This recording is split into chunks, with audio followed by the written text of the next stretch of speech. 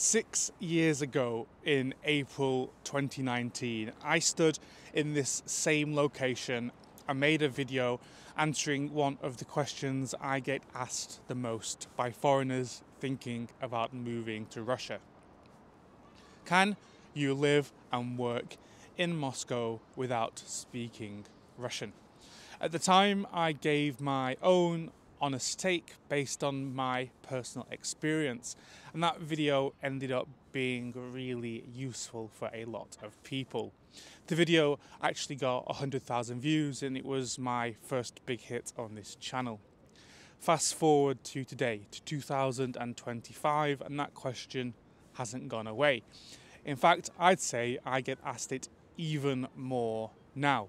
A lot has changed in Russia since 2019, and the world in general looks very different.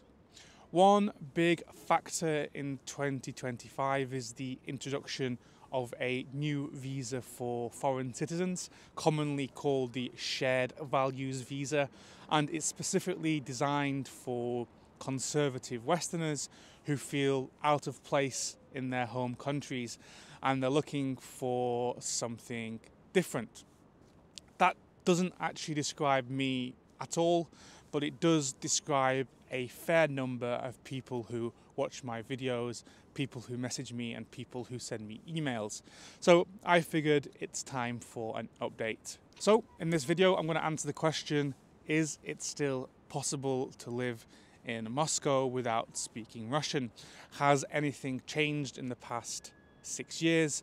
And what do new arrivals need to know in 2025?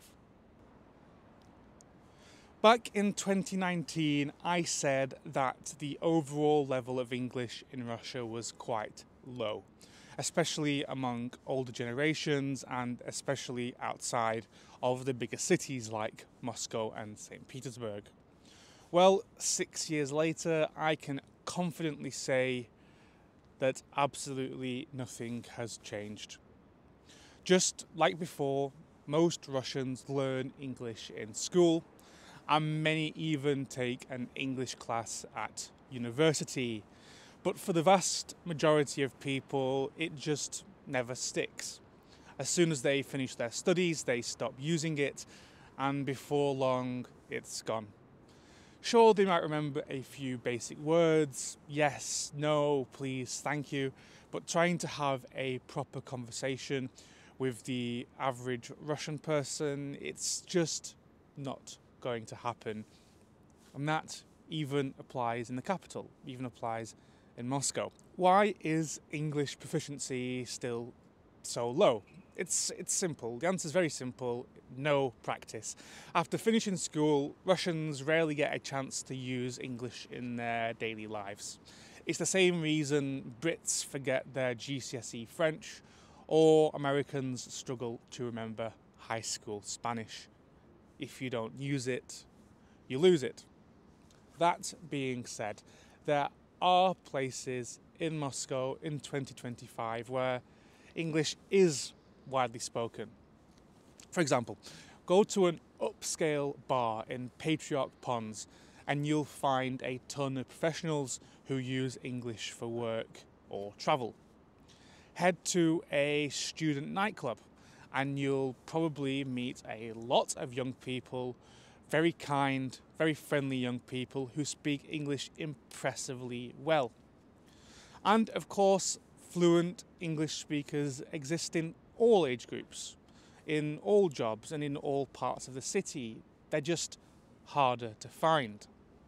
But if you're expecting to come to Russia, even to Moscow, and get by on English in a supermarket or a pharmacy, all while asking for directions on the street, all I can say is good luck with that. Since 2022, Russia's relationship with the world has shifted dramatically. Many international businesses have left, and with them, the presence of English has somewhat diminished. That said, Moscow remains a global, international city, and younger people, especially in urban areas, continue to pick up English, whether that's through the internet, social media, whether that's travel, or whether that's TV and movies. Also, international business is still happening here. It's just no longer dominated by British and American companies or companies from other English-speaking countries. The biggest difference between Russia today in 2025 and Russia in 2019 isn't the level of English itself, it's the people who used to speak it here. Before 2022, Moscow had a thriving English-speaking expat community. You'd find professionals working for international companies, you'd find people working for Western embassies, and of course people working for foreign media outlets. But now that community has shrunk considerably. With fewer Westerners living and working here, Russians who regularly use English every day in their professional lives are less common than they used to be. The shift is most noticeable in public spaces and in the service industry. Back in 2019, many restaurants, many businesses, especially those in the centre of the city catering to tourists, had English-speaking staff. And while now high-end establishments and major chain restaurants still have some English speakers, it's no longer essential for business as it once was. Many modern businesses now cater more to tourists from Asia, Africa, the Gulf, meaning that while English is still very important, other languages like Chinese have become just as relevant. That said, if you're staying in a good hotel in the centre of the city, you can definitely expect to find fluent English-speaking staff. Perhaps, in my opinion, the biggest challenge for non-Russian speakers in Moscow in 2025 is actually the disappearance of English signage and English language announcements on public transport. Ahead of the 2018 World Cup here in Russia, the greatest summer of my life, Moscow introduced English language signs and metro announcements to help foreign visitors. But then later in 2020, during the COVID-19 pandemic, those announcements started disappearing. And then by 2023, even English signage in tourist areas had started to vanish. Today, some station names are still transliterated into Latin letters, but the full English transliterations of everything, well, they're mostly gone. So if you don't read Cyrillic, navigating the metro now is much harder than it used to be just a few years ago. If you don't speak Russian, technology is your best friend. Translation apps like Yandex Translate and Google Translate can be lifesavers, but of course they're not perfect. Google Translate, in particular, in my experience, struggles with Russian grammar. It often produces awkward or semi-confusing translations. Yandex Translate tends to be more accurate, but of course it's still far from flawless. One actual incredibly useful tool is Google Lens, which lets you use your phone to translate text in real time, just using the camera of the phone. So whether you're trying to read a menu or a street sign or a label in a grocery store, Google Lens can instantly overlay English translations, making everyday tasks much easier. So that's one tip I'll give to you. But as well, of course, that said, in 2025, real-time voice translation has come a long way. It wasn't even a thing in 2019 for the general public. AI-powered chatbots, including ChatGPT, can now help translate full conversations, making it easier than ever to get by without speaking Russian if you can use your phone. So yeah, as long as you have your smartphone and an internet connection, you've got a Russian SIM card or you're connected to the Wi-Fi, you can navigate most situations in Moscow using the internet. Speaking of navigating, Yandex Go, I recommend it to anyone coming here, is an all-in-one app that's essential for life in Moscow. It includes Yandex Maps, which in my opinion far better than Google Maps nowadays, especially for public transport.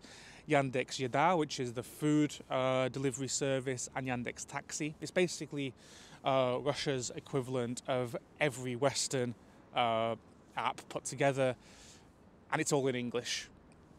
I'm not just recommend this because it's got some advertisement for Yandex, but it's all available in English. The app is all in English, making it so easy for Westerners to come here, get around the city, order food, call a taxi without knowing a single word of Russian. So that's something I highly recommend as well. I also want to mention payments, which are of course very different in 2025. Tinkoff, which is now T-Bank, and Sberbank both have mobile banking apps with English support, making them the best options for foreigners who are handling their finances here in Russia. Personally, I recommend T-Bank as it offers a 24/7 English language customer service where you can chat to a real person who actually solves your problem quickly. And of course it's in English. So I highly recommend using T-Bank.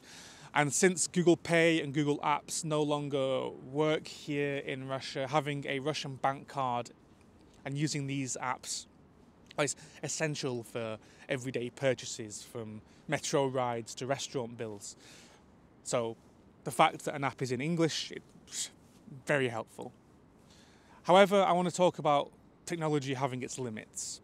Like I mentioned, translation apps, they do work, but relying on them in a more formal setting, like going to a government office, going to a bank in person, going to a medical facility, using a translation app, well, that experience can be a lot more frustrating. And in these places, people tend to be less patient if you can't communicate directly. And some people may even refuse to engage with a translation app at all if you're like showing them it on your phone. I don't know how successful that's going to be.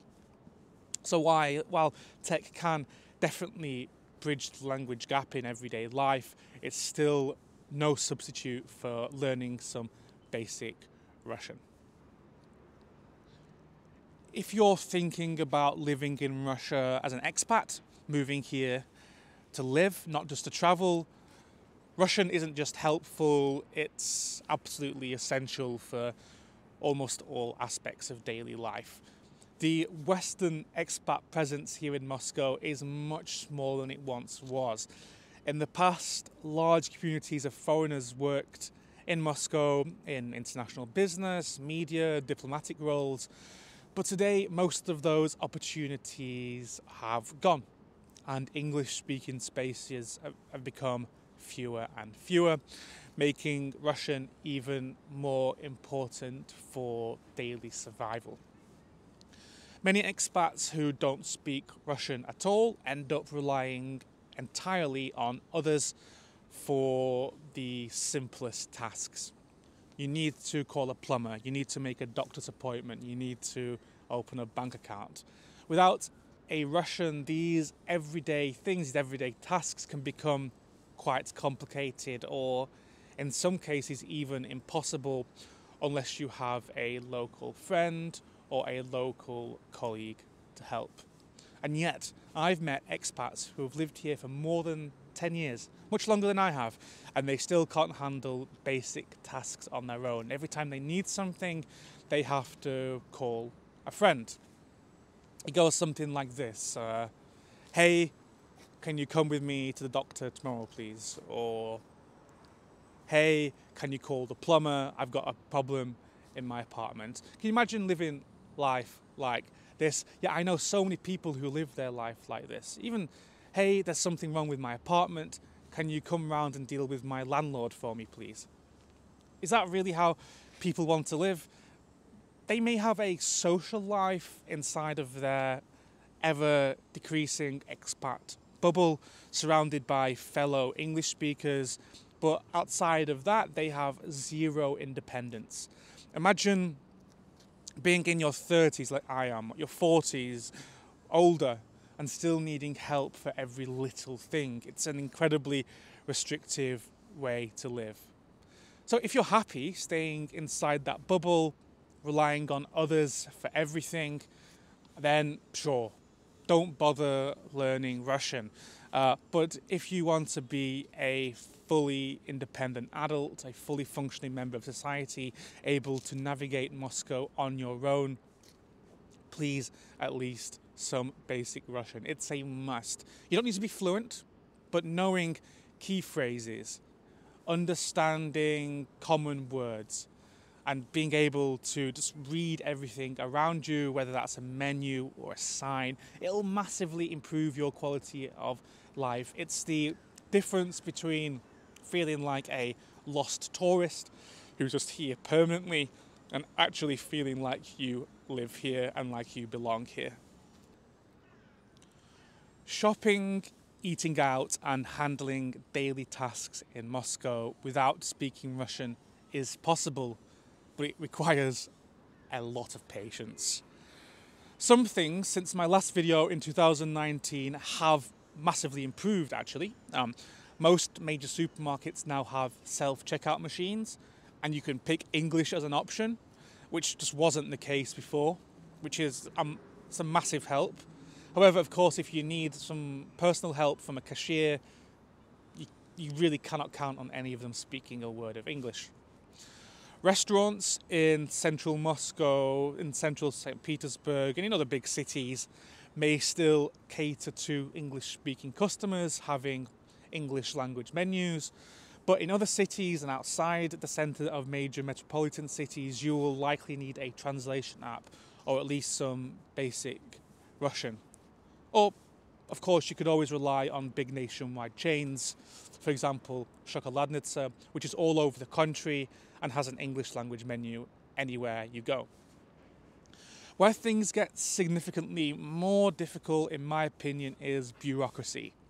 Government websites, official documents, and most public offices operate entirely in Russian. If you need to visit a government office, whether it's related to visas, registration, or other paperwork, expect there to be zero English language support at all. When it comes to housing, finding an apartment, navigating a rental contract, that can also be tricky without Russian. While there are agencies that offer English-speaking agents, some of them cater actually directly to expats, most landlords will expect you to talk to them and communicate with them in Russian. The reality is, foreigners now in 2025 have to deal with more bureaucracy than ever before. Visa requirements are constantly changing. Registration requirements change too. There are also way more visits to offices and paperwork-heavy processes that are frustrating even for a fluent Russian speaker. So if you don't speak Russian, imagine just how frustrating that can be for you.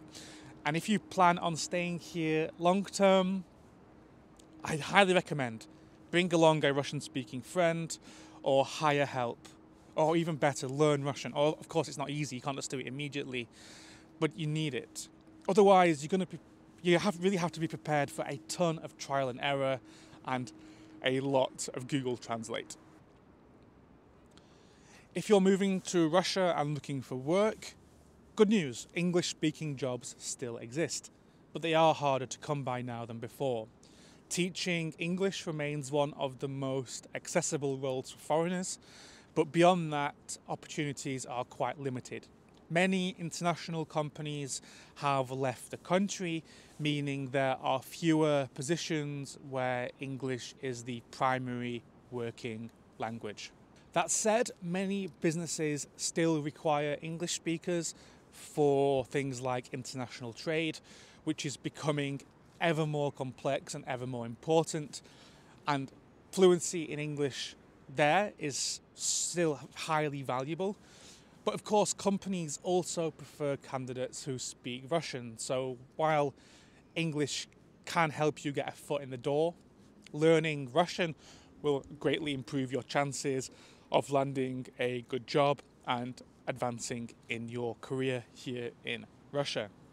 In some industries, particularly tech and startups, English is more widely spoken, and these sectors tend to have more international teams, which means there could be opportunities for you if your skills are in demand, even if you're not fluent in Russian, because it's likely that people in the team will also speak English.